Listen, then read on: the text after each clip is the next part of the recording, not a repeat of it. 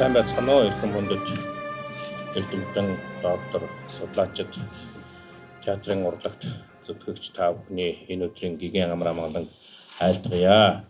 За өнөөдөр бас сайхан хор бороо газар чиглэсэн ийм сайхан бэлэг өрөөлтөй цаг хугацаатай давхцаж өнөөдрийн эрдэм шинжилгээний хурал маань Монголын энэ үе үеийн театрын түүхийг агуулж байдаг энэ сайхан Монголын театрын музейд одоо эхлэх болсон яг одоо сайхан бэлтгэл сайхан байна. За ингээд өнөөдөр бол соёл урлагийн их сургуулийн бүтээлч багшийн төсөл гэж байдаг. За энэ төсөл маань бол эрдэм шинжилгээ судалгааны чиглэлээр, уран бүтээлийн чиглэлээр, за нийгэмд одоо тусдаа бас ажлын чиглэлээр гэдэг ингээд үндсэндээ 3 чиглэлээр бол соёл урлагийн их сургууль маань бол бүтээлч багшийн төсөл, за эргээд бас бүтээлч оюутны төсөл гэж бас ингэж санхүүжүүлсэн энэ төслийн уралдааныг бол зарладаг. Тэгээ өнгөрсөн хичээлийн жилийн хугацаанд бол эрдэмтэн судлаач багшийн одоо судалгааны ажлыг дэмжих зорилгоор бичигдсэн. Дээрээс нь бол Монголын нүүдэлчдийн театрын одоо судлалыг бас эрчимжүүлэх ийм зорилгоор бол соёл урлагийн их сургуулийн театрын урлагийн сургуулийн тайз дэлгэцийн профессорын багаас бол энэ Данзан Арвжагийн Саранхөө театрын урын сан баримтын судлаа гэсэн төслийг бичээд тэгээ уг төсөл маань бол одоо ингээд амжилттай шалгараад бүтэн одоо хичээлийн жилийн туршид одоо судалгааны ажил, төслийн ажил маань явагдаад энэ төслийн хүрээнд одоо хэрэгжсэн, за төслийн хүрээнд одоо бий болсон судалгаа баримтуудыг үндэслэж өнөөдрийн одоо энэ эрдэм шинжилгээний хурлыг нэгтгэн дүгнэх байдлаар, хэлэлцүүлэх байдлаар зохион байгуулж байгаа. Тэгээ өнөөдрийн энэ эрдэм шинжилгээний хурлын урилгыг хүлээн авч хүрэлцэн ирсэн хүндтэй зочдтой, эрдэмтэн судлаачидтай, за тэгээ өнөөдрийн хуралд бас ихтгэл хэлэлцүүлэх судлаачидтай бас халуун баярыг хүргье. Энэ үйлдвэрийг дэмжиж ингэж Монголын театр судлалыг одоо эрчимжүүлэх энэ үйл хэрэгт эрдэм мэдлэгээ ухаан бодлоо зориулж байгаа та бүхэндээ бас зохион байгуулагчдынхаа өмнөөс, төслийн багийн өмнөөс талархал дэвшүүлж байгааг хүлээн авна уу.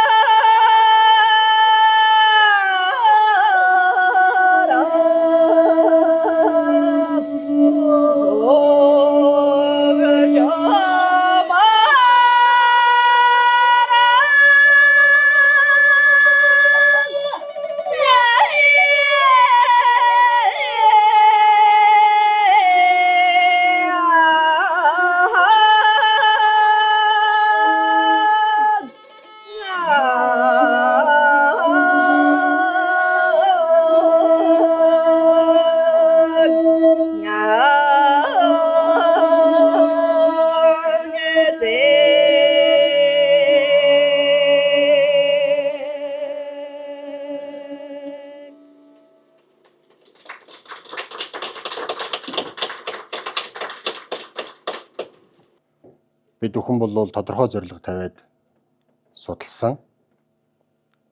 Тэр төслийн хараас зорилгыг өргөжүүлэх, үнцэнтэй болгох, илүү өргөн хүрээнд харах, цааш нь гүнзгийрүүлж үзэх юм юу байж болох вэ? Юундаа илүү их тийм анхаарах ёстой вэ гэдэг рүү бол энэ хурлын хилцүүлэг асуулт хариулт өрнөж байгаад их баяртай байна. Энэ бүх санаа мэдээж одоо манай төслийн удирдагчийн болоод төслийн багийн гишүүдийн оюун санаа, итгэл үнэмшил, баримт нотолгоогоор шүүн тунгаагдаад тайланд ороод ингээд түүх болоод бичигдээд үлдэнэ гэж бол найдаж байна. Наран жаргал багш асууж байна. Ер нь бол яг хуу зүгээр наран жаргал багшийн асуултанд гарч ирсэн дээр хариулчаа цаашаа ингээд хэлэхэд аливаа үндэсний энэ соёл сэтгэлгээ гэдэг бол тухайн үндэстний язгуур болон уламжлалт ертөнцийг үзэх үзэл шашин ном нь ямар байна вэ гэдгээс шууд хамааралтайгаар илэрдэг. Тэр илэрж байгаа тэр зүйл нь бол шинжлэх ухааны бүхэл одоо чиглэлээр хэл зохиол одоо юу гэдгийг өөх түүх, урлаг соёл бүх юмар илэрж ингэж баталгаажж идэг зүйл. Тийм ч учраас одоо энэ хамаг амтан гэж боддог. 6 зүйлийн их болсон 6 зүйлийн хамаг амтан гэж ингэж боддог. Тэгээд өөрөөсөө илүү өрөөлийг хайрлах нь илүү чухал шүү гэж ингэж сургадаг сургаал номлолтой. Ийм одоо шашинтай ард түмний хувьд бол үнэхээр одоо театрын энэ тэр одоо мэргэжлийн театрыг бий болгоод мэргэжлийн театрын тайзан дээр эмэгтэй хүн гараад тоглож байхад бол бидний нэг тийм гайхаад байх зүйл бол биш. Ерөөсөө одоо бүх зүйл хүнийг бол ялгаралгүйгээр үзчихдэг, ханддаг. Хүнийг эрдэнэт хүний төрлийг олсон амтных нь хувьд дээдлж үздэг ийм үзэл ухамсартай ард түмэн учраас бол тэр бол одоо бид нар шашин суртахуун үзэл ухамсараараа бол давхар батлагдах байхаа гэж ингэж бол бодож байна. Ер нь энэ судлагдхуу өөрөө одоо Монголын уран зохиолын дурсгал болохын хувьд бол Саранхөөний намтар гэдэг энэ тууц зохиол бол судлагдсан. Энэ судалгааны эхийг бол Зэндийн дамдын сургуй тэгээд цагаан гой цааш нааш өрнүүлэн хөгжүүлж өнөөдрийн бид нар үед хүргэж ирж одоо говийн ноён хотгтын тэгш ойг тэмдэглэх жил болгон дээр бол энэ чиглэлийн утга уран зохиолын чиглэлийн дурсгал зохиолууд юм судалж эрдэмтний судалгааны эргэлтэнд шинээр ингэж нээн оруулсаар байдаг ийм судалгааны том чиглэл байдаг. За бас монголчуудын туурсан тэр төвдөлт хэл шинжилгээхэн дурсгал болох талаас нь ялангуяа энэ зохиол бүтээлийн их хүчгийн судалгааг бол бас олон судлаач эрдэмтэд хийсэн байдаг. Тэгээд өнөөдөр бол энэ Монголын театрын салбарт энэ судалгааны ихэнх шанг бол мэдээж одоо оюунгаа тавьсан. Тэгээд одоо хөвсгөл багш, мөнхтөрч багш гэсэн энэ театрын болоод энэ одоо шинжлэх ухааны том зүтгэлтнүүд бол өрнүүлж гэж биднэрт өнөөдөр ярих юмтай, хэлэх юмтай, бас нэг баримттай, тулах юмтай болгож өгсөн. Ийм хүмүүс, ийм ачтай буянтай хүмүүсийн одоо судалсан шинжилсэн дээр тулгуурлаж энийг цааш нь одоо бид нар бол авч явах гэж байна. Саранхөөний намтрын одоо намтар нь бол их зохиолынхоо хувьд ч гэсэн бас театрын уран бүтээлийн хувьд ч гэсэн бол ер нь тийм цоошин судлагдсан биш гэдгийг бол саяны миний хэлсэн үг бол та бүхэнд бас ойлгуулж байгаа байх. Гэхдээ нэг хэсэг бол энэ чиглэлийн судалгаа бол үндсэндээ тийм хөрсөн төвшөндөө хүрчээд тэгээ зогсон бол байсан. Тэгээд одоо өнөөдрийн энэ эрдэм шинжилгээний хурал, тэгээд эрдэм шинжилгээний хурлын хилцүүлэгт оролцож байгаа оролцоо байдал, энэ танхимд сууж байгаа хүмүүсийг ингээд харахад бол энэ судалгаа ямар ч байсан театрын салбарт бол хөдөлж эхлэх нь үдэ, итгэвчж эхлэх нь үдэ гэж ингэж бол бодогдож байна. Яг өнөөдрөөс ахуулаад бол бид нар лавл миний өмнө бол тийм найдлагаар одоо тийм дүүрэн хүлээлт бол өнөөдрөөс эхэлж байна. Дараагийн шин залуу судлаачид сайхан баримтуудыг гаргаж ирж судлах байх гэж бол ингэж одоо итгэж найдаж байна.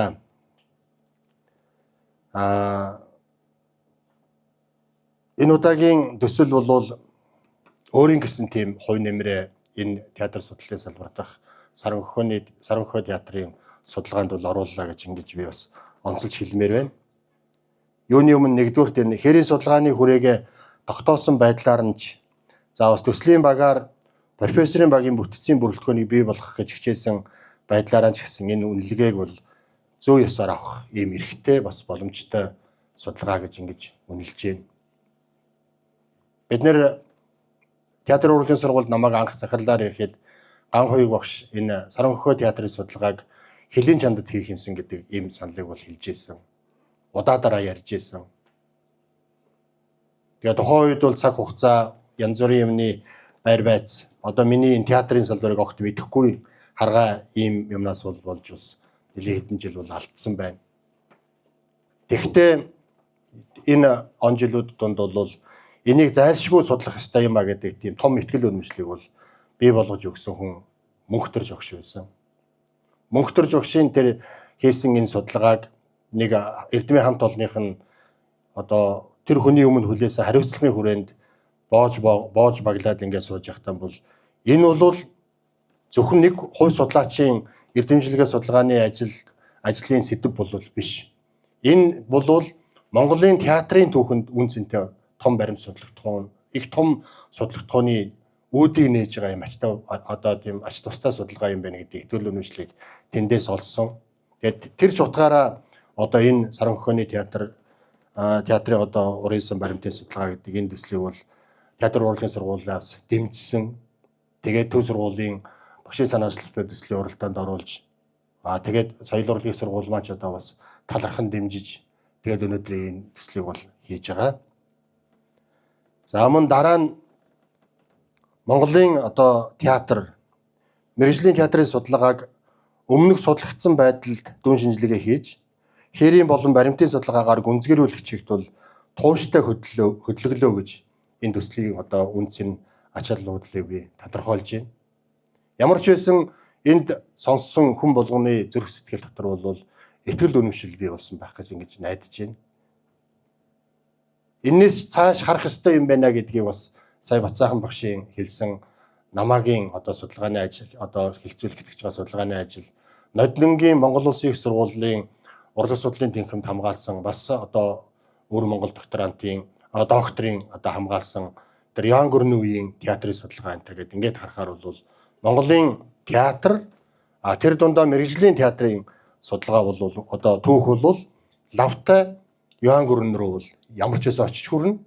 Тэгвэл бид нар энэнийг Саранхөхөө одоо ноён хотын энэ Саранхөхөө театрыг бол ямар ч байсан нэг хэсэгтээ Монголын мэргэжлийн театрын их гэдэл ярьжээ. Энд одоо буруудаад авах юм байхгүй. Дараагийн судалгааны ажлын шин баримтаар судалгааны ажил цааш гүнзгийрэл явд юм чинь. Энэ утгаараа бид нар бол ноён хотогт бол өнөөгийн Монголын мэргэжлийн театрын анхны үүсгэн байгуулагч Саранхөхөө театр бол Монголын мэргэжлийн анхны театраа гэдэг ингээд ярьж явъя. Дараагийн үн цэнтэй судлагдсан баримт нотлогоо гартал. За дараагийн одоо бас онцолж энэ төсөлтөд олгодуулж хэлэх ёстой зүйл бол бид нар энэ удаагийн хурлыг олон улсын эрдэмшилгээний хурл болгон зохион байгуулахыг бол зорьсон. Энд нэг удаагийнхаа эрдэмшилгээний хурлын ач холбогдлыг бодолцсон гэхээсээ илүүтэй миний хувьд бол энэ цаашид өрнөх судалгааны хувь заяанд их тустай ач тустай гэж ингэж бол харсан. Яг одоо өнөөдөр миний нэг шав төв үндэсний сургуулийн доктор гоо тэгээд нөхөртөөгөө хамтарч бэлдсэн илтгэлийн биднэрт ирүүлээд бид бүхэн тэрийг нь одоо үтсэн баг те ингээд захимаар хүлээж яваад үтсэн. Ингэж шийдэж байгаа шийдлийн цаана би юу гэж бодож байгаа вэ гэхээр бидний өмнө бол хэл хязгаарын бас хэлний мэдлэгийн бас тэгээд эдийн засгийн гээд шийдэж бас чадахгүй олон даваа шалгуур бол бидний өмнө байгаа юм. Тэгээ ялангуяа энэ дурдсан одоо болон дурдаагүй байгаа олон шалтгааны даван туулахад бол энэ чиглэлийн судалгаа үр дүнтэй болгоход бол судлаачдын тийм хамтын ажиллагаа маш чухал хэрэгтэй байна. Өнөөдөр бид нэр орос хэлтэй, англи хэлтэй, хятад хэлтэй гэвч аль хэлээр нь урагш нь аваад үзэхэд эртний англи хэл, эртний орос хэл, эртний хятад хэл дээр байгаа сурвалж судалгааны зүйлсийг тэр болгоныг нь бид нэр уудалж онгочиж судалж чадахгүй юу гэдэг асуудал бас байгаа. Биднэрт Бээжингийн номын санд суучих эрх чөлөө болцоо боломж цаг зав Монгол судлаачдын юм нь бас байгаа юу байхгүй юу гэдэг асуудал бас байгаа. Эн чинь нэг хэсэг хүний нэг хэдэн жил хийгээд судлаад дуусгачдаг судлах том бол энэ биш ерөөсөө. Тийм учраас бид нэр аль болохоор л олуулаа, аль болохоор л олонний хүчийг хамарж, аль болохоор л олон одоо өргөн хүрээнд энэ судалгааг хийх тусмаа өнөөдөр Эрдэм шинжилгээний хурал үнцэнтэй болно. Өнөөдөр Эрдэм шинжилгээний хурлаас дараад гарах тийм ач холбогдол нь их үнцэнтэй болно гэж бодсон учраас бид нар энийг олон улсын Эрдэм шинжилгээний хурал болгон зохион байгуулахад хичээсэн. Тэгээ энэ хичээл зүтгэлд минь оролцсон, хувь нэмээр оруулсан бүх хүмүүст бол одоо бас талархж байгаагаа төслийн багийнхны нэрийн өмнөөс бол илэрхийлэхийг хүсэж байна. Нэг ялангуяа театр урлагийн сургуулийн тэргуулах профессор доктор Болормоо удирдагчтай төслийн багт бол талархж байгаагаа илэрхийлье. Энэ бас их тийм зориг зүрх сэтгэл шаардсан ийм ажил. Тэгээд энэ амралтынхаа зуныхаа амралтынхаа алтан цаг хурмаас одоо ингээд зориулаад, хумслаад, хугслаад ингээд хөлийн дотор болон хөлийн чандад энэ судалгаа хийх бол тийм амар ажил биш ээ. Тэгээд энүүнтэй холбогдуулаад нэгэнтээ төслийн багийн тухай яриа, Оросын чинь энэтэй холбогдуулаад би бас хүний нөөцийн тухай асуудлыг, судалгааны хүний нөөцийн тухай асуудалтай холбогдуулж бас санал хэлхийсэн гэж бодож байна. Яг үнэндээ би өнөөдөр харж байгаагаар бол энд цугласан эсвэл одоо тодорхой шалтгаанаар бас над шиг ирж чадахгүй бас байдалд орсон өнөөдөр хараахан ирж амжаагүй байгаа энэ театрын салбарын бүх шатны суралцагчид төрийн болон төрийн бус мэргэжлийн урлагийн байгууллагын уран бүтээлчд бол энэ Монголын театрын судлалын хүний нөөц шүү. Өргөн фронтоор өргөн ихтгэл үнэмшлэр хамтын ажиллагаагаар л энэ бүхнийг даван туулна. Нэг ялангуяа нэг хүнийг одоо би бас онцолж хэлснээр нэг буруудаад байхгүй байх гэж бодож байна. Зүгээр би нэг жишээ хэлье. Цэн Даюш шиг бас хэлье. Цэн Даюш шиг багштаан чайртай, салбартаан чайртай ийм залуучууд олон гарах юм бол энэ судалгаа хүний олноор бол хүү хаагээл ард нь гарна бид нар. Тийм учраас залуучуудаа энэ сургуулийнхаа мэргэжлийн багш нарт энэ салбартаа мэргэжилтэй хайртай байж энэний төлөө сэтгэл оюунаа мэдлэг боловсрлоо зориулж Монголыг дэлхийд таниулах, дэлхийд өргөх олон сайхан юмны нэг болж байгаа энэ театр судлалын түүхийг урагшин түүчилгээд хувь нэмэрээ оруулаасаа гэж ингэж бодож байна. Уриалж байна. Тэгэхдээ энэ бол их том зорилготой. Тэгээд бас ямиг зольж чаддаг хүний ажил. Их том зорилготой хүн ордог. Тэгээд баргийн ямиг бол тоодгүй, зольж чаддаг. Өөрийнхөө биеийг сэтгэл ухамсарыг үүнд зориулж чаддаг ийм хүмүүсийн хийдэг ажил. Та бүхнээс бол итгэл үнэмшил бахархлаас илүүтэй та бүхнээс бол тийм төвчээр шаардна. Бүгдээрээ энэ төслийг одоо үр дүнтэй болгох Монголын театрын түүхийг уртсахын төлөө их төвчээртэй, их бахархалтай, их том итгэл үнэмшилтэй үн цэнтэй судлаачид энэ танхимаас түрэн гараасаа гэж ингэж бас өрөөж байна. Дараагийн зүйл бол яг одоо ингээд тэр залуучууд ингээд гараад ирэн, тэр судлаачид гараад ирэн өнөөдрийн Монгол шиг дандаа байхгүй байх. Маргаашийн Монгол бол өнөөдрийн Монголоос илүү их гэрэлтэй, гэгээтэй байх бах, иргэндээ хайртай байх бах, өв соёлтой хайртай байх бах гэж ингэж бол бодож байна. Тийм болохоор төрийн бодлого, төрийн эдийн засгийн дэмжлэг бол харааяндаа олдох бах. Тэрний наан одоо бүгдээрээ үн цэнтэй эрдэм мэдлэгтэй судлаачид болж ингэж төлөвшийн төлөө үнд цаг заваа зориулъя гэж ингэж бол бодож та бүхнийг уриалж байгаамаа. За эцэст нь ингээд бид бүхний энэ төслийг дэмжсэн, санхүүжүүлсэн соёл урлагийн их сургууль. За тэгээд мөн одоо дэмжлэг үзүүлж орон нутагт ажиллахад сэтгэл зүрхээрээ бүх болцоогоор дэмжсэн Дорн говийн иргэдийн төлөөлөгчдийн хурал, засаг даргын тамгын газар, аймгийн болон хотгтын музей. За мөн одоо соёл урлагийн сургуульд өвөр Монголоос одоо суралцж байгаа агсан төвчний сургуультанд суралцж байгаа одоо энд бас харагдаж байгаа шиг байна. Мөнх баяр, намаа, журамд тэргүүтээ одоо бас докторантуудаа сургуулийн маань одоо энэ судалгааны ажлыг хөлийн чандад үргэлжлүүлэхэд одоо машин тэргээрээ мөнгө төгрөгөөрөө хоол ундаар хүний газар байх чинь бас үлсэн шүү дээ. Хоол ундаар энэ тэр одоо дэвтгэ дэмжиж хол газар явж аялуулж үзүүлж харуулж энэ баримтуудыг цуглуулахад үнэтэй хувь нэмээр оруулсан шүү гэж ингэж бас онцолж хэлээд театр урлагийн сургуулийнхаа эрдмийн хамт олонны өмнөөс талархаж байгаагаа илэрхийлье. За мөн эрдэмшлэгээний хурлын одоо бүх илтгэгчид театр урлагийн сургуулийн тэргүүл профессор Болормаа, Ноён хотготын музейн эрдэмшлэгээний ажилтан Эрдэнэдалай, найруулга жүжиглэх хурлын тэнхимийн эрхлэгч доктор Ариун Жолоо, Дорногов аймгийн музейн захирал докторант Уран Жаргал, Бээжингийн Төвийн үндэстний их сургуулийн дуу хөгжмийн коллежийн доктор дэд профессор Говаа, соёл урлагийн сургуулийн театр урлагийн сургуулийн Эрдэнэтэн нарын бичгийн дарга Цэнда Юуш, Монголын театрын музейн эрдэмшлэгээний ажилтан Мөнх Заяа, за мөн одоо ярих урлагийн театр кино судлалын тэнхимийн багш доктор Нацагдоо, за өнөөдөр одоо илтгэл өгүүлээ ирүүлсэн хараахан хүрэлцэж ирж чадаагүй манай мөн найруулга жүжиглэх хурлын тэнхимийн багш доктор Батүлэг нартаа одоо өнөөдөр энэ хуралд оролцож байгаа бүх одоо хүмүүсийн нэрийн өмнөөс эрдийн хамт олонныхоо өмнөөс талархал илэрхийлж эрдэмшлэгийн судалгааныхын ажилд нь бол бас амжилт хүсье. Зарим нь танихгүй байна уучлаарай, би хүндэт зочдоо бас бидний урилгыг хүлээж авч хүрэлцэн ирсэн хүндэт зочдоо бүгдэнд нь одоо бас талархж байгаа илэрхийлье. Сая хурлын дарга маань Дулан багш бидний энэ эрдэмшлэгээний хурал төслийн талаар маш их сайхан үнэлт өгсөнд байна. Тэрнийг сонсоход одоо бас их таатай байна. Тийм учраас одоо хүндэт зочдоо Дулан багштай, Бат сайхан багштай, одоо театр судлалын том акулууд ч тий одоо тий Бат сайхан багш, Наран Жаргал багш нартай бол нийт хүндэт зочд нартай талархж байгаагаа бас илэрхийлье. Тэгээд мөн одоо театрын музейн хамт олондоо энэ сайхан байрыг бидэрт удаадараа гаргаж өгдөг юм аа. Бид нар энд бас хэд хэдэн эрдэмшлэгээний хурал зохион байгуулсан, үргэлж одоо дэмжиж хамтарч ажиллаж одоо театрын салбарын эзэмшилгээний байгууллагынхаа үүргийг одоо бас биелүүлж ингээд театртаа үйлчилж яадаг, салбартаа үйлчилж яадаг энэ судалгаа шинжилгээний хамт олонд бас баярлж талархж байгаагаа илэрхийлээд ажилд нь бас амжилт хүсье.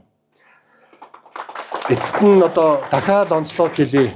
Энэ танхимаас театрын урлагийн сургуулиас тэгээд Монголын театрын түүх, Монголын мэргэжлийн театрын төрөө үеийн түүхийг баримтаар нээн илрүүлэх тийм судлаачид төрөн гарна гэдэгт бол итгэлтэй байна. Та бүхэнд бүгдэнд нь судалгаа шинжилгээний амжилт хүсье. Баярлалаа.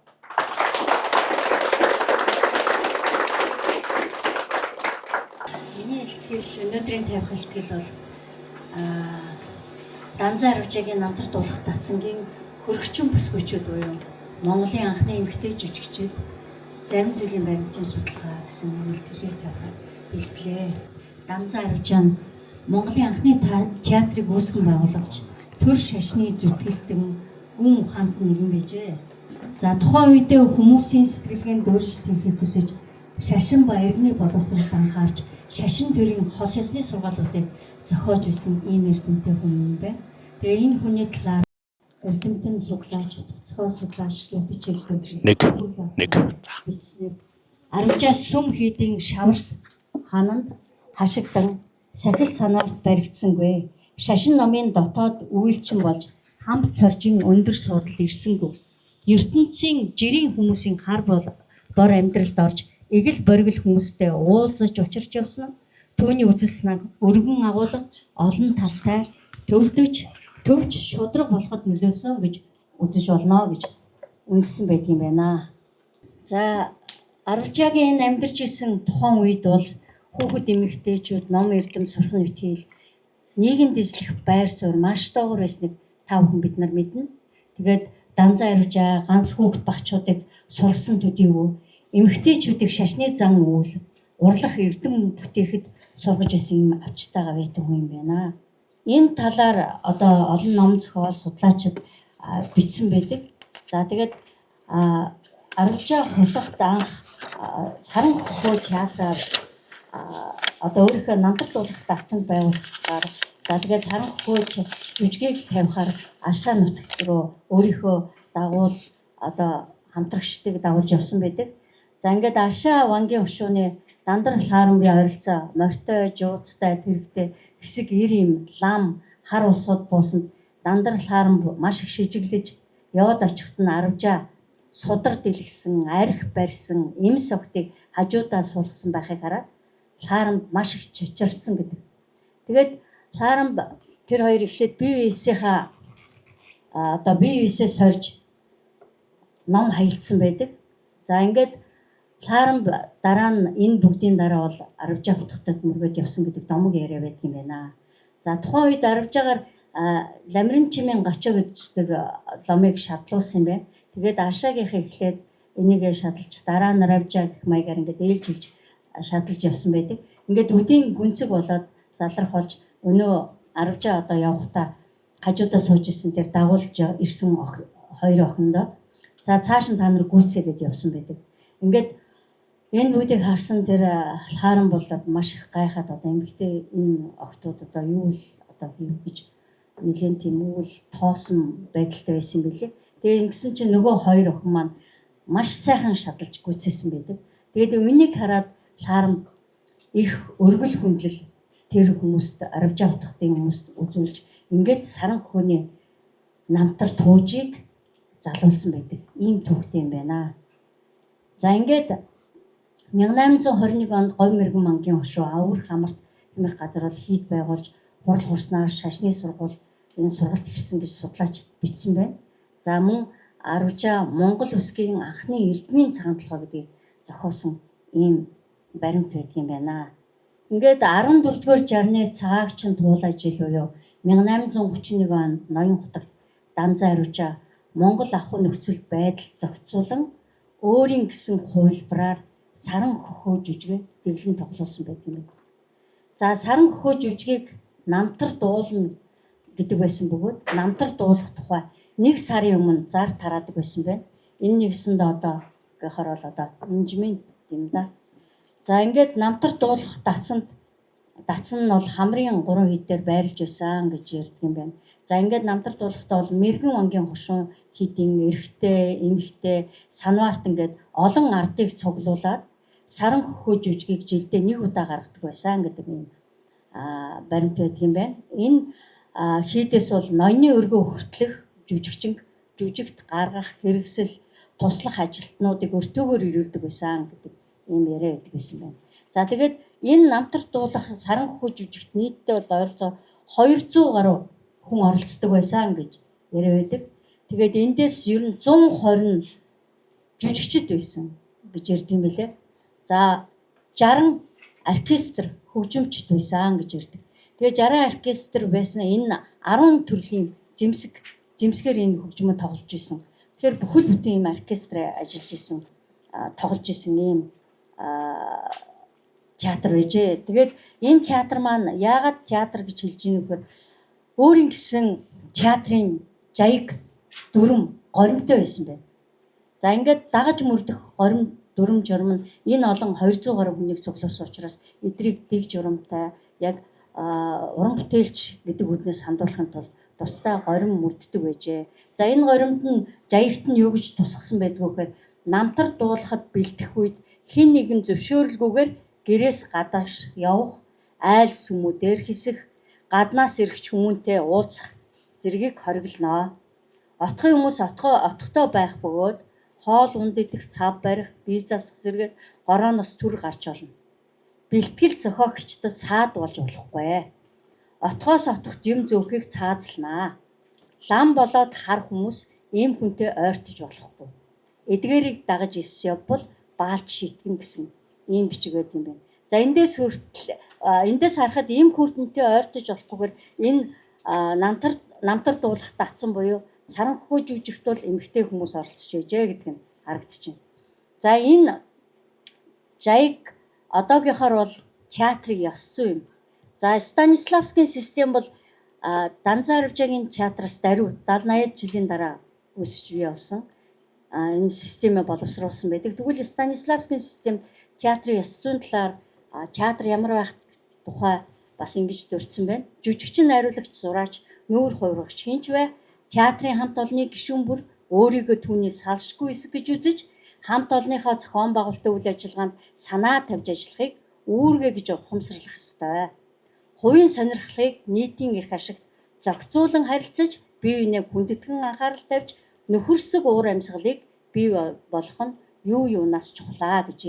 За энэ нь яг түрүүний одоо саран хөхөө намтар дуулах датсангийн саран хөхөө жүжигийн жаягтай бол бас яг утга агуулгын хувьд нэг байгаа.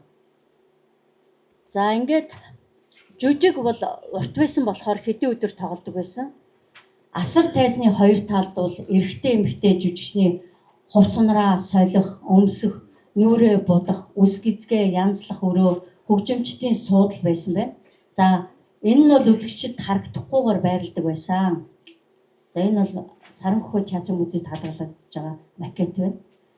За Саранхөхөө жүжигийн гол дүрүүдэд бол хамрын хийдийн хүүхдийн дацанг төгссөн жүжиглэх, бүжиглэх, дуулахад суралцсан би хаа тэгш дуу хоолой цээл сайхан хүмүүс тоглодог байсан гэдэг юм мэдээ өгдөг юм байна. За энэ талаар бэлгүүн номч Бямбин Эренчингой бичгтээ Саранхөхөө дуулах байдал хятад жүжигээс өөр тайз бүлэг бүлгийн явдал тохирсон байдалтай говь нутгийн уул таал сүм хийд орд хаштай мөн жүжигчдийн нурууг өндөр болгох гэж зузаан ултай гутал өмсөгдөг байсан нь эртнийг грек жүжигт грекийн жүжигт зузаан ултай гутал хэрэгжилж байсантай адил тул энэ мэтийн зүйлийг эргцүүлэн бодоход Монгол газар Европ ший жүжиг 40 жилийн өмнө гарч байсан үе юм. Ер нь байгаагүй гэж бичсэн байна. За ингээд бас цааш нь бас хятад жүжигийн хүрээлэнд эрэгтэй хүн, эмэгтэй хүн болж тоглодог атал Саранхөхөө жүжигт эмэгтэй дагин мэтийн дүрд эмэгтэй хүн тоглодог байсан маш сонирн бөгөөд эртний уламжил явж байсныг гэрч юм да гэж Данзан Аравжагийн театрын тухай бичжээ. За Данзан Аравжагийн театр Саранхөхөө жүжигт нэлээд олон эмэгтэй гол дүр гардаг. Та бүхэн мэдж байгаа. Тэгэхээр энэ дээр бүх баримтуудаас харахаар зэрэг энэ эдгээр гол дүрүүдэд эмэгтэй хүн тоглож байсан нь одоо нотлогдож байна. Тэгэхээр эдгээр эмэгтэй хөрөгчд энэ театрын голлох жүжигчд байж энэ бүхнээс үзэхэд Саранхөхөө жүжигт эмэгтэй хүн оролцож байсан төдийгүй эдгээр хүмүүсийг Монголын анхны эмэгтэй уран бүтээлчид энэ театраас төрөн гарчээ гэх үндэстэй юм аа. За Данзан Аравжагийн театр Саранхөхөө театр нийтдээ 200 гаруй урлаачд оролцдог байсан гэж би түрүүнд ярьсан. Тэгээд эдний 120 жүжигчд байсан, 60 хөгжимчин байсан, 10 янзын хөгжмийн зэмсгээр тоглодог бүхэл бүтэн оркестр байжээ. Хөгжмийн ийм том хамтлаг байсан байна. За ингээд Саранхөхөө театр маань, Данзан Аравжагийн театр маань Жасын отго ийм отгуудад хуваагдсан байдаг. Энэ нь болохоор санхүү менежментийн баг одоогоор бол за үйлчний отго. Энэ нь болохоор цам болон жүжиг хувц эдлийн баг. За дараа нь урлагийн отго гэдэг дээр хөөх хуйг, цамын баг, ур, дархны зүйлс, тайз, декорац, жижиг хэрэгэл хариуцдаг зураач үйлдвэр анги одоогоор. За дараа нь хөгжмийн отго. Хөгжимчд буюу хөгжим анги. Энэ нөгөө 60 хүний бүрэлдэхүүнтэй ийм анги байсан байна. За дараа нь бол хөрөгчийн отго буюу жүжигчд, дуучид. Эдгээр хүмүүс нь бол тусгай шалгуураар шалгагдсан хүүхдийн датсан төгссөн хүмүүс. За тэд нь бол бичиг үсгийн боловсралтай, авиастай, сайхан дуулж жүжиглэж чаддаг хүмүүс байсан байна. Эдгээр хүмүүсийг бол ихчгүй буюу бидний одоо энэ баримтад үлдснээр дадишвари удирдах байсан байна. За Аравчаа өөрийн дэрэгдээ одоо судлаачдын бичснээр бас тэр музейд хадгалагдж байгаа баримтаар бол шулмын өвгөн дадишвари, ханд жид, буян дэлгэр, номон чимэг, ногоон дэлтийн хөвгөн, онгон цогцод, халиуд, хангаан нутгийн балжид онмэ зэрэг гэрийн сургуулаар төвдөж монголч боловсрал олсон бичээч, дууж, хөгжимчин залуу эмэгтэйчүүдийг дагуулж явдаг байсан байна. Нэгсэндээ энэ хүмүүс Аравжагийн дэрэгдэх дуу хөгжмийн урлагийн хамтлаг шинжтэй байсан байна. За эдгээр бүс зүйчүүдээс хамгийн голлох хүн бол Дадишвари гэж Дорногой аймгийн нутгийн Ахмад бурлууд үеэс үе дамжин ирсэн ам яриа байдаг юм байна. Аравчаа Дадишвари дуу сургаалаа айлддаг. Түүнд нь Дадишвари аян хийж дуу болгон дуулдаг байсан баримтууд байна. За энэ зураг дээр бол Дадишвари өмсөжсэн Ригна малгай. За тэгээ гівлүүртэй байна. За дээр нь энэ ногоон торгон дийл өмсдөг байсан байна. Тэгэхээр намтар дуулах дацангийн эмэгтэй хөрөгчд бол ногоон дээл, торгон дээл, толгойдоо Ригна малгай өмссөн яг тэнгэрийн дагнас бууж ирвүү гэмээр харагддаг байсан гэж хуучуул ам дамжуулан ярьсан яриа ингээд үлдсэн байдаг. Дорнговчуудын тухай ярьдаг. Тэгэхээр Дадишори бол аян хийхээс гадна шүлэг зохиож байсан баримт байдаг юм байна. За энэ талаар Дадишорийн зохиосон гүрдөөний маш олон шүлгүүд байдаг. За тухайлах юм бол Зэхүүя гэдэг хэмээх дэвтэрт байдаг зарим нэг дуунаас нь дурдах юм бол хайрыг хаал барьж явсандаа хамаг хэрэгээс хожимдлоо. Ахмаг насаан ирэхэд аргагүй дотроо зовно. Зэя хөө. Номыг ис шүтсэндээ номо залхуу боллоо. Дээшлэх сэтгэл төрсөнгүү дими зугаагаа дуулаа. Зэя хөө гэж шүлгэлжээ. За энийг Дадишор дуулав гэж хэлсэн байна. За тухайн үед бол энэ дуулав гэдэг нь бол шүлэг туйрхаа дуулав гэж бичдэг байжээ. Тэгэхээр Дадишор бол маш олон шүлэгт аядан хийжсэн ийм яруу найрагч эмэгтэй байсан байна. Бас хөгжим тоглодог. За тэгээд жүжиглдэг. Үнэхээр авийн сүлэгтэй ийм эмэгтэй байжээ. За 5 дугаар ноён утгатын лагшин жилэрхэд заслын арга болгон зохиосон дагнасыг гансруулах буцаалтын горим оршивэ гэдэг нууц тарны ёсны бясалгалын зан үйл бүжгэн хэлбэрт оруулан тэгэлсэн маш сонин горим дэгийн зүйл төв түншлэх ажгаар ингээд жүжиглэхийн тухай бичсэн юм хуучин бичгээр бичсэн баримт байна. За энд нь бол хэмээн гүйлгүй орчлонгийн шунлыг таслахч бүрдүүг ихчгүй хэмээх Дадишор сэтгэлээр зохиожээ гэж бичсэн байна. За Дадишор бол тэрээр ганц дуу зохиосонгүй нэлээд хэдэн ийм үр дуунууд зохиосон байдгийг судлаачид бичсэн байдаг. Одоо Хүлээвтргой номон дээр нэлээд олон хүмүүсийн номнууд дээр байдаг юм билээ. За энэ бүгдээс харахад бол Дадишор бол аядан шүлэг зохиохын зэрэгцээ бүжиг тэгэлж байсан, бүжигт тоглож байсан Монголын анхны эмэгтэй жүжигчдийн нэг байж гэж одоо үзэж байна. За мөн Дадишор шүлэг аядан зохиохоос гадна тэр 60 хөгжимчөнтэй оркестрийг удирдахч байсан, удирдаач гэж бас одоо ярьдаг. За мөн хөрөгчин байсан төжиг бүжиг дэглээж багш. За хүүхдийн дацанд бас багшилж байсан гэдэг юм ам яриа мэдээ бас байдаг юм байна. За энэ талаар тэр нөгөө дагнсын гансруулах буцаалтын горим гэдэг дээр яг энэ өвөр Монголд очиод бид нар явж байхад Хөхөтийн багшийн их сургуулийн доктор Хүмээ багш ярихдаа улаан сарнаа багш ярихдаа бол хэлжсэн нөгөө Аршаад бол ийм нөгөө дагнсыг гансруулахын буцаалтын горим гэдээ бас ийм дахлын ийм бүжиглдэг байсан. Гэхдээ тэнд нь бол нөгөө эрэгтэй лам нар эмэгтэй хүн болж дагн болж ингэж хувцас солиод өөрчилж бүжиглдэг байсан гэж ярьж исэн. Харин бол ноён утгатын театрт бол энэ бүгдийг бол манай яг Монгол эмэгтэй анхны хөрөгчд гүйцэтгэж байжээ. За энэ Саранхөө театр Данзан Аривжагийн намтар дуулах дацангийн хөрөгчд бол жүжигийн дүр товирхдаа хувцас нүүр удаг хэрэглэж исэн баримт байт юм байна. Тэгээд энэ мэдээж энэ хувцснуудыг бол нөгөө ойдлынх нь ноён. За тэгээд энэс гадна бас нүүр удаг хэрэглэж исэн юм баримт байдаг юм байна.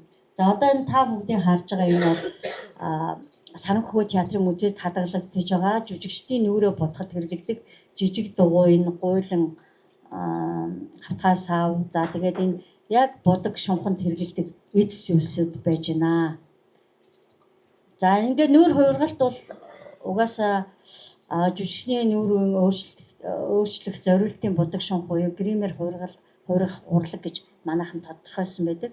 За энэ бол грим гэдэг Итали үгнээс гаралтай гэдгийг та бүхэн мэдж байгаа. Тэгээд анх бол энэ талаар бол Италийн театрч энэ гримний тухай ном бас гаргасан байдаг. Энд ашиг дүрдээ.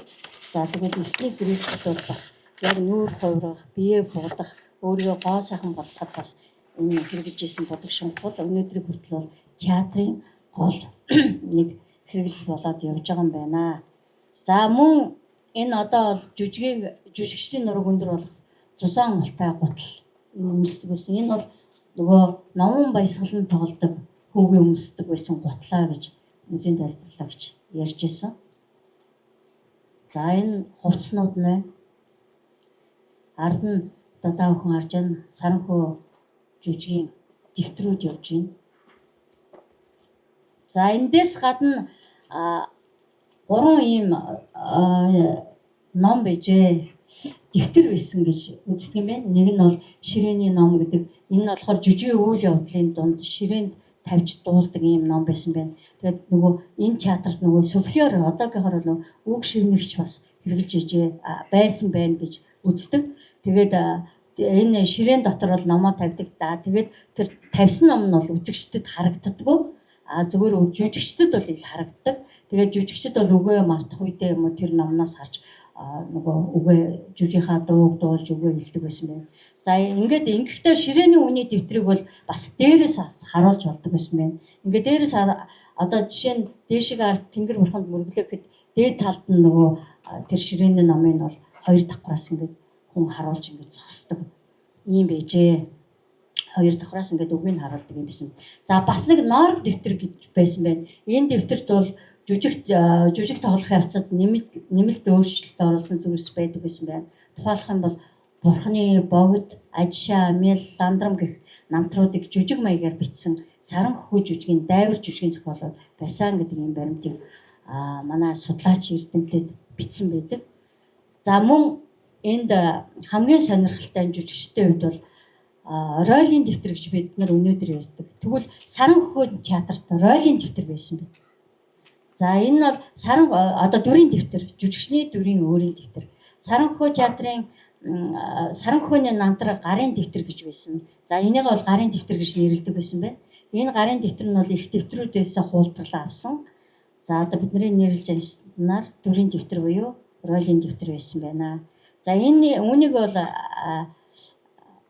гарын дэвтэр буюу хөргөлийн дэвтэр гэж нэрлэдэг байсан байна. За энд одоо жишээ нь Саранхөө жүжигийн Сурастын ч юм уу эсвэл номон баясгаланд тоглож байгаа жүжигчин зөвхөн өөрийнхөө үгээ бичээд яаж тоглох зүйлээ ингэж бичдэг ийм дэвтрүүд байжээ.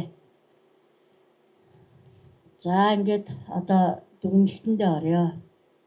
За Саранхөө жүжигт эмэгтэй хүн оролцож байсан төдийгүй жүжигийн гол эмэгтэй дөрүүдэд эмэгтэй хөргөчд тоглож байсан байна. Данзаар авжигийн намтар дуулах татсанд Дадишвар, Хамжид, Буян дэлгэр, Номон чимэг, Халиуд, Хангаан нутгийн Балжид Данмай зэрэг гэрийн сургуулаа төрдөж Монголж боловсрал олсон бичээч, дууч, залуу, хөгжимчин эмэгтэйчүүд байсан. Ба тэдгээр хөргөчийн эмэгтэйчүүд нь Монголын анхны эмэгтэй жүжигчид байжээ гэсэн дүгнэлтэнд хүрлээ. Энэ үед Азийн уламжлалт одоо театрууд бидний мэдэх Японы Кабуки но театрт бол эмэгтэй жүжигчид байгаагүй. Хятадын театрт бас эмэгтэй жүжигчид байгаагүй. Тэгвэл Данзаа Арвжагийн нүүдлийн энэ Саранхөө театрт намтар дуулах татсанд бол эмэгтэй жүжигчид байснараа Азийн бус театраасаа онцлог гэж үзэж байна. За намтар дуулах татсангийн гол үүрэгтэй онцлог уран бүтээлч бол Дадишвар яхахгүй байсан бэ. За энэ хүн бол хөргөчийн хувьд отгыг удирдах байсан байна. Дадишвар бол жүжигийн туслах найруулагчаар ажиллаж исэн. За хүүхдийн татсандаа багшилж исэн байна. За тухайн үедээ бол одоо нэлээд тийм голлох уран бүтээлч байсан байна. За Дадишвар бол олон талын авьяас бэлэгтэй аядан зохиодог, хөгжим тоглодог, дуулдаг, бүжигэлдэг. За өөрөө бас бүжигдэгдэг, жүжигэлдэг. Нэгсэндээ ийм анхны Монголын соён гэгэрүүлэгч бас ном эрдэмт шамдсан одоо Бурхны ном сургаалыг бас өөрөө мэддэг тэрэнд суралцсан соён гэгэрсэн ийм эмэгтэй байсан байна. За намтар дуулах татсангийн хөргөчд бол дуулдаг, бүжигэлдэг, жүжигэлдэг гэх мэт нэлээд өндөр ур чадварыг эзэмшиж бэлтгэгдсэн одоогоор мэргэжлийн жүжигчид байжээ гэх үндэстэй юм аа. За хөргөчд жүжигчид тоглохдоо бол жүжигийн уншлага хийдэг байсан төдийгүй дүрд ажиллах ноорог дэвтэр дүрийн дэвтэртэй байсан байна. Мөн хөргөчд дүрд ажиллахдаа гадаад дүр төрхөд тохирсон хувцс хэрэглэл, өмсгийн зэрэгцээ дүрийн зан төрхийг тооцоолог тохирсон нүүр будаг хийдэг байсан байна. За нэг үгээр хэлбэл тухайн үед хөргөчин буюу жүжигчин дүрд ажиллах өөрмөц өөрийн гэсэн онцлог арга барилуудтай байжээ гэж үзэж байна. За хөрөгчд, ажилчид бүгд намтрын жаягт захирагддаг байсан байна. Жаяг нь дагаж мөрдөх журам байсан байна. Энэ нь одоогоор бол театрын ёс зүйн дүрэн байжээ гэж үзэж байна. Энэ үгдээс дүгнэхэд бол Данзааравжийн Саран хөхөөнүүдлийн театр нь найруулах урлаг, жүжиглэх урлагийн өөрийн гэсэн дэг горин буюу арга барилтай, нүүдлийн театрын онцлог агуулгатай, театрын ёс зүйн дүрэн горимтай, үндэсний өвөрмөц онцлогтой Монголын анхны театр байжээ гэсэн дүгнэлтэнд төрлөө. За ингээд анхаарал тавьсан та бүхэнд баярлалаа. Бас өшөө өргөн дэлгэр ярьж чадсангүй.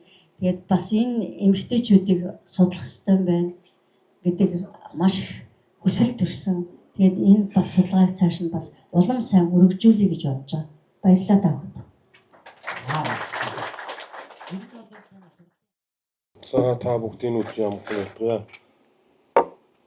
Ноён утгатын 89 дэх их дэвтэр гэж одоо дууны хураангуй дэвтэр байдаг. Энэ дэвтэр бол багцаагаар 160 хүртэлх байх боломжтой гэж үзэж байгаа.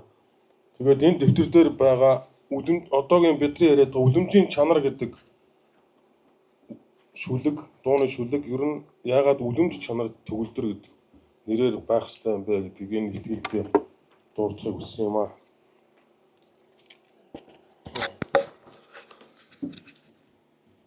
За говийн ноён утагт Данзааравжаа хоосон чанарыг унсан залуу насндаа олон гайхамшигт дуу зохиосны нэг нь бол бидний одоо ярьж үлэмжийн чанар буюу үлэмж чанар төгөлдөр юм. Энэхүү бүтээл бидний үед Монгол төвд хоёр хэлээр уламжлагдсан ирсэн бөгөөд зарим үг сэлт нэршлийн хувьд нутаг нутагт өөр ингээд нэрлэгдэн дэлгэрсэн байна л да. За Хандын аймаг буюу Ханд Дина энэ бол Санжаа ханд, Дорж ханд, Дэрэнчин ханд, Бадам ханд, Нацаг ханд нэрт одоо энэ нөхөр сэлтийн хамтаар оршин байх тус бүрийн үүлийг одоо энэ шимт ертөнцид уламжлалж байдаг юм ханд дагинсын юм орон байдаг гэж үздэг. Тэгээ ноён утагт бол энэ оронд одоо нууцын чанараараа нэвтрэн хурж одоо энэ дууны шүлгийг зохиосон гэж ингэж авч үздэг юм аа. За домогт болохоор 1840 оны үед баруун зүгийн хошуудаар явж байгаад хутагтын хөлн өвдөж түүнийг өвчнийг тэр үеийн отч нар ханаад цус алдуулсан тул энэч чадаагүй хөх шахсан. Тэр үед дэрэгдэнд байсан дууч эмэгтэй Дэдүшары 5 дахлаар эмэлсэн гэдэг домогтой.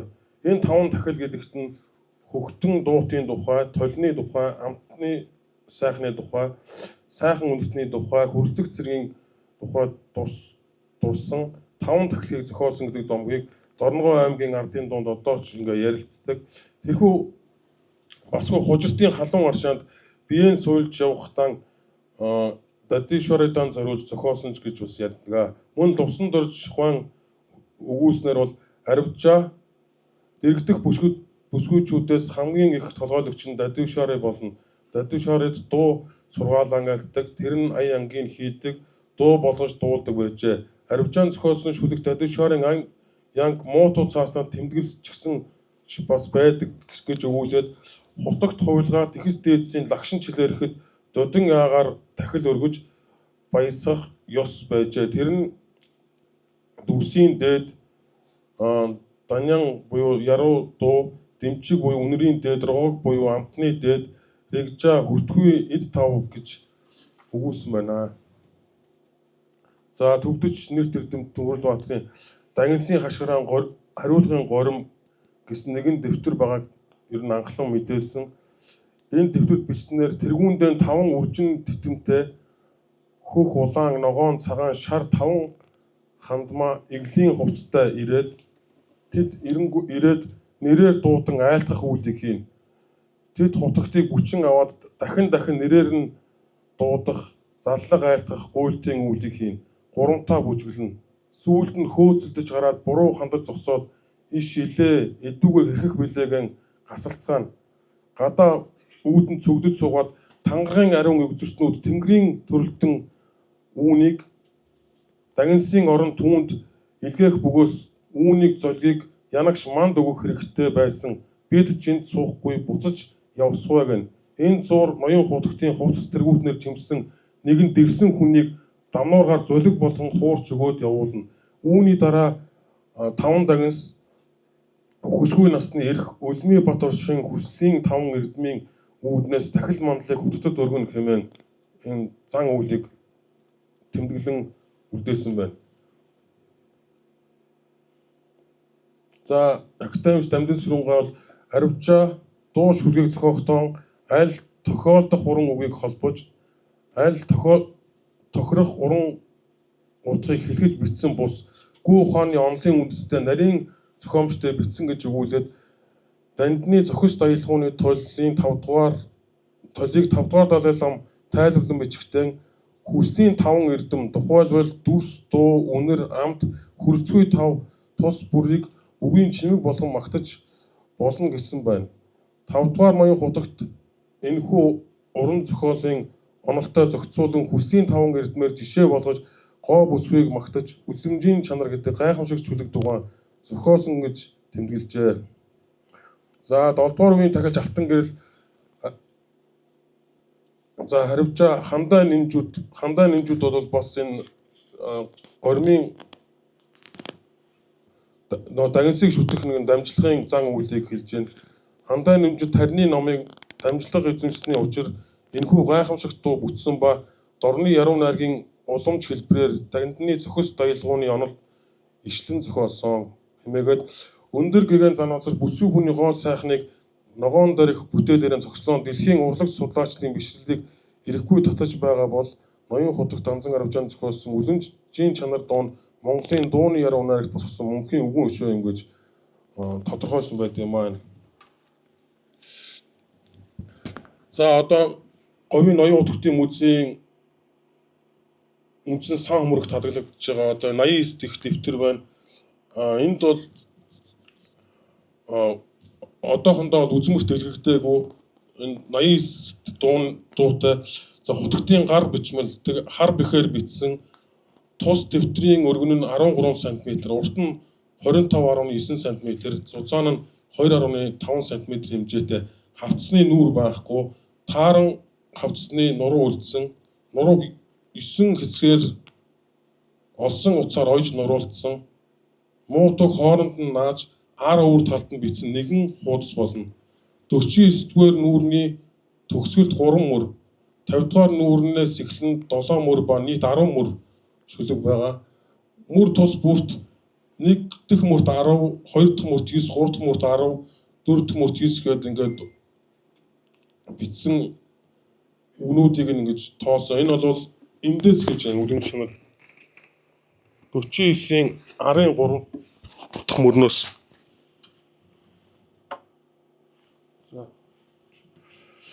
За үлэмжийн 89 ихт ба орчин цагийн хөлбөрийг ингээд хооронд нь харгуулах юм бол одоо энэ дээд 49-ийн 6 дахь мөр бол яг одоо үлэмж чанар төгөлдөр өнгө тунмал толшиг үзэсгэлэн царайчин орчин цагийн хэллэнд бол үлэмжийн чанар төгөлдөр өнгө тунмал толшиг үзэсгэлэн царайчин гэдэг одоо ингээд нэг хишинжлийн нэг юм сонин өөрчлөлтүүдийг эндээс ингээ харж болно. За үлэмж чанар төгөлдөр гэдгийн бас нэг баталгаа нь юу гэхээр Унгарын хилцүүч эрдэмтэн Балентин Калной Габр 100 гаруй жилийн өмнө зүүн Монголын аман судалгаа хийхэд тэмчээнээс Унгарын академийн номын санд байгаа гар бичмэл дээр нь бол зүүн Монголын хал бичрүүдийн 30 дугаар нүүрэн дээр бас үлэмж чанарт төгөлдөр гэсэн юм уу? Үлэмжийн гэдэг нөө хариалгын тайлбар нь ер нь байхгүй. Тэр үеийн нутгийн ардууд үлэмж чанар төгөлдөр гэдэг нэрээр нь дуулж ирсэн гэдэг нь бол эндээс ингээд давхар ингээд батлагддаг юм. За Байлент Габорын галихтай ингээд орчин цагийнхыг ингээд харгуулахад бол үлэмж чанар төгөлдөр өнгө тунмал толшиг үзэсгэлэн царайчин үлэмжийн чанартай төгөлдөр өнгө тунмал толшиг үзэсгэлэн царайчин гэдэг ингээд ер нь 89 дэх Габорын гар бичмэлийн одоо аман судалгаа хоёр бол ер нь ингээд бас ингээд таарч яана гэж ингээд үзлээ. За хэд зуун хувьд ингээд ажиглах юм бол 89 их тошин цагийнхан дээр ингээд харьяалахын тиалгал ингээд нэмэгдсэн байна гэдэг ч юм уу. Үзэсгэлэн царайч ингээд тэгээд энэ сүүлд энэ гарч ирсэн харьяалахын тиалгал орчин цагт бол дууныхаа ая танд тохируулаад ингэж нэмэртээр гарч ирсэн өөрчлөлт юм болов уу гэж ингэж үзэж байгаа. За ноён худагт зарим үгсийг ярианы хэлээр бичсэн элбэг тохиолдох ба үүнийг тэр цагт шашин хүчтэй, төвд бичиг, игсийн дунд хүчтэй монгол бичгээр даруйгаар яриан хэлбэрээр бичсэн байхыг таамаглаж байгаа. Мөн төвд ихтэй харьцуулах шаардлага биеийг цаашид анхаарах нь зүйтэй гэдэг. Тэгээд энэ за энийг өнгөрч юм зүгээр гайлаг болчихгоо.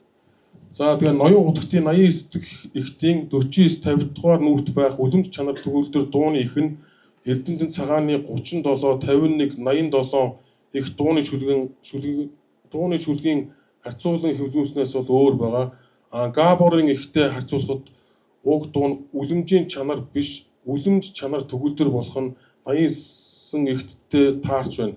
Дан ганц гагцгүй эмэгтэй хүнийг магтан дуусан хэмээс илүү өмнөх судлаач нарын судалгааг харьцуулан үзэж уг дууг өөрсдийн зүгээс тахилын гүр дууны хэлбэртэй гэсэн санааг дэвшүүлж байна. 8 дугаар үеийн тахилч Алтан очрын хэлсэнчлэн дууны уг ихтүүд 160 ихт бий бөгөөд үг хэлхийн хувьд Монгол төвд орчуулгыг цаашид харгуулan үзэж чиглэх судлагдаагүй ихтүүдийн тэнд тулахыг өрн зорж байна. Тахилын дууг шашны горимоос он цагийн явцад одоогийн хүмүүс дэлгэрүүлэн уламжлахад цагаан дээрх 1005 9-д дүүхийг сурталлан ойлгуулсан нь эгэлт дэлгэрхийн үүд хэмээн үзсвэ.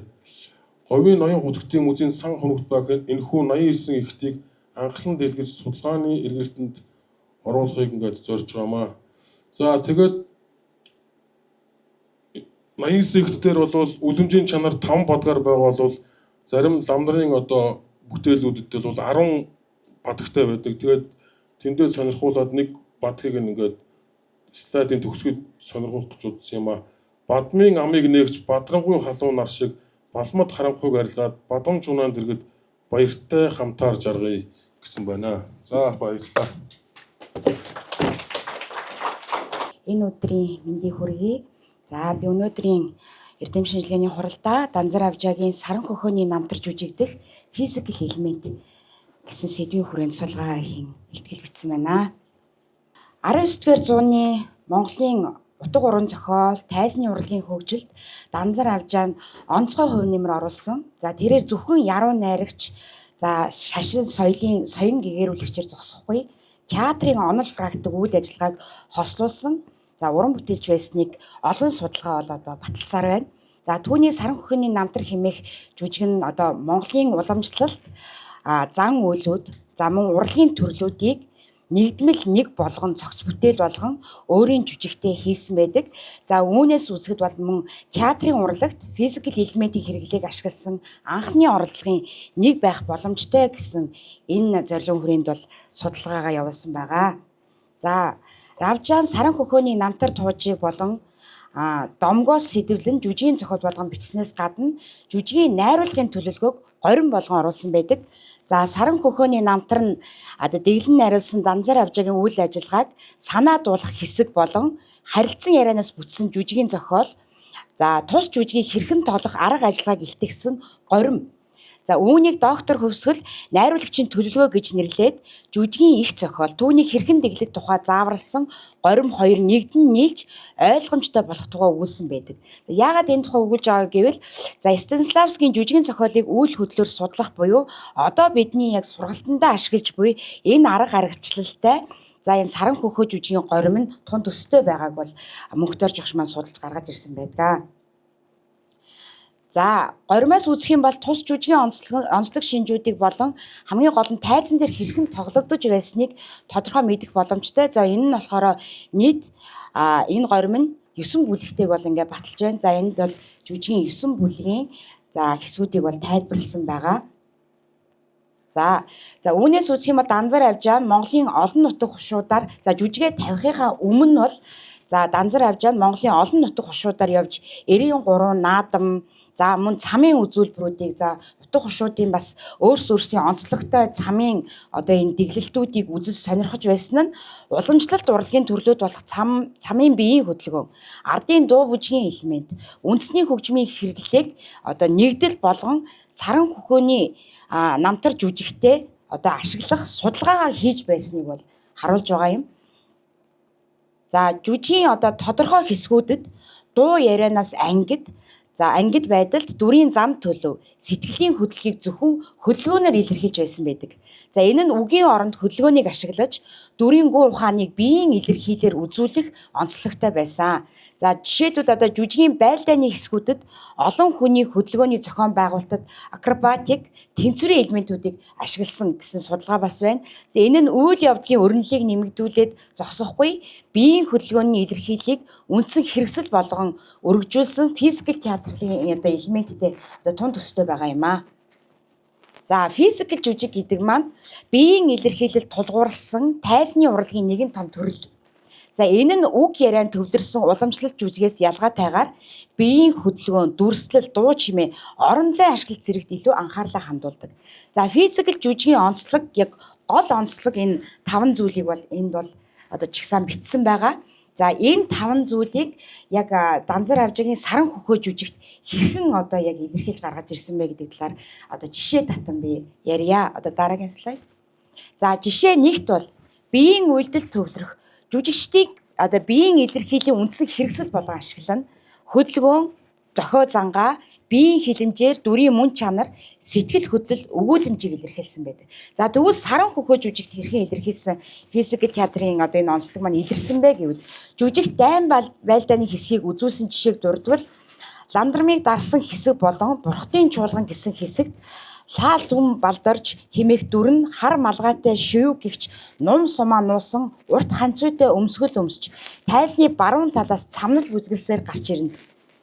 За ландрам зүүн талд нь өндөр ширээнэ түүний бүжиглэхийг ажиглан суутал тэрээр эргэлдэх дундаа ханцуу доторх сумаа ониж харавхад яг зүрхэн донсон мэт харагдаж үзэгчдийг дуу алдуулна. Үнэн хэрэгтэй бол ландрам урдаас зэхэж барьсан сумаа зүрхэн тус газраа бариад унана. Энэ нь физикал хөдөлгөөнөөр нарийн төлөвлөж хийсэн одоо илэрхийлэл гэж үзэж байна. За дараагийн 2 дахь жишээ бол хамтын бүтээлч үйл явц. Найруулгын явцад жүжигчдэд болон олонний хэсэг хамтран шинэ хөдөлгөөн, санаа, харилцааг хөгжүүлдэг. Энд болохоор шууд сэтгэн бодох буюу импровизац нь чухал хэрэгсэл болж өгдөг байгаа физикал жүжигт. За тэгвэл одоо саран хөхөө жүжигт хэрхэн илэрсэн талаар бол мөн цогшин гэх үзэгдлийг найруулгын хил хэлгийн талаар бурхтын чуулган гэдэг хэсэгтээ 50 гаруй лам бурхад мэт игнэн сууцгаана. Тэгснээ нэг нь тим гих буюу шин гих тэр агшинд бүгд нэг зэрэг цахаасаа хумигдан голын ганц бурхны дүрд уусах мэт алга болно гэсэн байдаг нь олонний хэсвийн нэгдмэл хөдөлгөөний нарийн тавталт байгааг харуулж байна. За энэ нь болохоор Мерхолдын биомеханик аргачлал буюу одоо биеийн хилэмжээр одоо олонний хэсэг маань нэгдэн нэг хүн болж байгааг одоо зүйрлэл аргаар үзүүлсэн байгаа маа. За мөн 3 дахь жишээ нь харилцан ярианы хязгаарлалт ба хөдөлгөөний давмгайлал. За хэл яриа багтаа эсвэл огт байхгүй байж болох бөгөөд гол утга санааг үйлдэл хөдөлгөөнөөр зүйрлэн харуулна. Энэ нь үзэгчдийг өөрийн төсөөллөөр оролцуулахад түлхэц болдог гэсэн энэ физикал театрын онцлогийг за саран хөхөө жүжигт ямши түшмэлийн дүрд хэрэгэлсэн хөдөлгөөний жижиг нарийн илэрхийллүүд нь за жишээлбэл хаантны хажууд буруу талд явах. Зарлиг хүлээж аваад буруу эргэж ёслох гэх мэт түүний үгээр бус үйлдэлээр муу хүн хэмээн тодотгож өгсөн. Энэ нь үг хэлхийн оронд биеийн дохио зангаа ашиглан дүрийн мөн чанарыг үзүүлэх арга зүй юм. За энэ нь одоо Горотовскийн жүжигчний бие бол дүрийн жинхэнэ илэрхийлэл гэсэн одоо энэ тодорхойлолттой одоо мөн таарч байгааг харуулж байгаа. Мөн Данзар авжаагийн найруулгад энэ нь бол их тод харагдаж байгаамаа. За жишээ 4-т нь болохоор жүжигчин дүрдээ ашиглах. За жүжигчин дүрийнхээ онцлогийг тодорхойлох эсвэл тухайн хэсгийн утгыг ойлгомжтой болох үүднээс гарын хөдөлгөөн, за биеийн хөдөлгөөнөөр сэтгэл зүйн үйлдэлтэйгээ холбоо ажиллахыг бол энэ физикал жүжигийн онцлогт бол оруулдаг. За үүнд бол ханхуу номон баясгалангийн дүр болоод Ямшийн ноёны хүү лагаан нарын дүрийн онцлог нь аратан амьтны хөдөлгөөнийг өөрийн биеэр дамжуулан үзэгчдэд итгэл үнэмшил төрүүлэх. За гадна итгэл төрүүлэхээс гадна ийм шууны хөдөлгөөнийг дуурай хийх энэ биеийн пластик хөдөлгөөн бол илүү орсон байдаг. Энүүгээр бол их онцлогтой. За энэ нь болохоор нөгөө хөрөгчдийн отогт удаан бэлдэл сургуулсны хүчээр бол яг энэ биеийн хөдөлгөөнийг хэрхэн хийх талаараа бол энд бол суралцаж заалгасан байдаг. За жишээ 5-д нь бол орон зай цаг хугацааны шилжилт. Орон зайтай уян хатан байдлаар тайзны бол босоо хөндлөн ямар ч байдлаар орон зайг бүрэн чөлөөтэй ашиглах нь энэ физикал театрын бол бас нэг том онцлог байдаг. За үүнтэй адилхан номон баясгалан саран хөхөд хувьснаас хойш шууны хувцс өмсөн олон жижиг хүүхдүүдийг ингээд тал бүрт игнүүлэн суулгаад за тэднийгээ ингэж ном айлдаж байгаагаар бол энэ хэсгүүд бол гардаг байгаа. За энэ үзэгдэл дээр игнүүлэн суулгаа ном айлдаж байгаад энэ дээр өнөл дунд гинт хүн алга болох. За эсвэл ингээд гинт дээшээ хөөрөх, эсвэл ингээд нисэх зэрэг юм хөдлөлүүдийг хийсэн байдаг бөгөөд энэ нь болохоор тайзны дээд давхрыг ашиглан гар аргаар дээш татаж нисэж байгааг харуулдаг байсан нь тайзны орон зайг сайдар ашиглан хөдөлгөөнөөр үзэгчдэд үнэмшил төрүүлэх аргыг ашигласан байна. За тэгээд Данзар Авжаагийн саран хөхөөний намтар жүжигдэх биеийн хөдөлгөөний илэрхийлэмж нь ер нь бол Гротовский болоод за физикал театрын үүсгэн бий болгогч Жак Ликокийн хид хідэн аргачлалуудтай бол их тун төстэй байгааг бол харуулж байгаа. За энд болохоор нэгт хөдөлгөөнөөр ингээд хөдөлгөөнөөр тухайн хэсэг болон тухайн дүрийн зорилго, санааг илүү тодруулах тийм зүйрлэлийн аргуудыг ашиглаж байгаа нь бол энд бол харагдаж байна. За мөн биеийн маш тийм уян хатан бөгөөд дүрийн үрээг өөрийн биеэр ингээд хөдөлгөөн болгон гаргах гэсэн энэ аргуудтай маш төстэй байгаа гэдэг ийм шинж чанарууд бол ажиглагдаж байгаа. За Данзар Авжаагийн саран хөхөөний намтар жүжигийг судлах нь зөвхөн Данзар Авжаагийн уран бүтээлийг гүнзгий ойлгох төдийгүй Монголын театр судлал физикал театрын хөгжлийн онолын үндсийг танин мэдгэд чухал ач холбогдолтой байна. За Монголын ардын урлагийн олон төрөл хэлбэрийн нэгэн цогц бүтээл болсон. За мөн хөдөлгөөний зүйрлийг ашиглаж дүрийн дотоод мөн чанарыг илэрхийлэх физикал элементийн өвөрмөц хэрэглээг энэхүү жүжигт бол бий болгосон. За Монголын театрын уран сайхны хөгжил төдийгүй онолын судалгаанд чухал ач холбогдолтой үйлдэлсэн гэж энэ судалгаараа үзэж байна. За ингээд дүгнэлтэндээ Данзар Авжаагийн саран хөхөөний намтар жүжиг нь Монголын театрын хөгжилд уран сайхны төдийгүй онолын төвшин чухал байр суурь эзэлдэг бүтээл болох нь судалгааны явцаар тодорхой харагдаж байна. Энэхүү жүжигт ардын урлагийн олон төрөл хэлбэр зан үйлийн уламжлалыг тайзны бүтээлтэй нэгтгэж хүүрнэл өгүүлэмжийг биеийн хөдөлгөөн, амьд үйлдэл, хөгжмийн дуу авиатай уялдуулан илэрхийлсэн нь зөвхөн тухайн үеийн соёлын хөрснөөс урган гарсан шинжилэл төдий бус орчин үеийн физикал театрын онолын үндсэн зарчимтай нийцэж байна. За туужийн зохиолын дүрслэлийг тайзны орон зай зохион байгуулалт, биеийн хэлний баялаг илэрхийлэлээр оруулсан нь дүрийн мөн чанар, сэтгэл хөдлөлийг үгээр бус үйлдэлээр дамжуулан үзэгчдэд хүргэх боломжийг бүрдүүлсэн төдийгүй зөрчил тэмцлийн хурцадмал байдлыг улам бүр тодтгон үзүүлж чаджээ. За ийхүү саран хөхөөний намтар жүжигийн тайзны найруулга нь Монголын уламжлалт урлагийн өвийг шинэлэг уран сайхны хэлбэрт нэгтгэсэн дараамын сэтгэлгээний шин шатанд хүргэсэн төдийгүй орчин үеийн физикал театрын онолын үүднээс ч дахин шинжил судлах үн цэнтэй их сурвалж болж байна. Энэ бүтээлд хэрэгэлсэн физикал элементүүдийг судлах нь зөвхөн нэг жүжигийн онцлогийг танин мэдэх төдий бус Монголын театрын хөгжлийн ихэнх үеийн үзэл баримтлал, биеийн хөдөлгөөний театрын уламжлал хэрхэн бүрэлдэн төлөвшсөн талаар өргөн хэмжээний ойлголтыг өгч байгаа юм. Тиймээс энэхүү жүжигийг гүнзгийрүүлэн шинжлэх нь үндэсний театр судлалын чухал асуудал төдийгүй дэлхийн театрын онолын судалгааны өргөн хүрээнд Монголын өвөрмөц байр суурийг тодорхойлоход чухал ач холбогдолтой гэж энэхүү илтгэлээрээ дүгнэлээ. За баярлалаа та бүхэнд.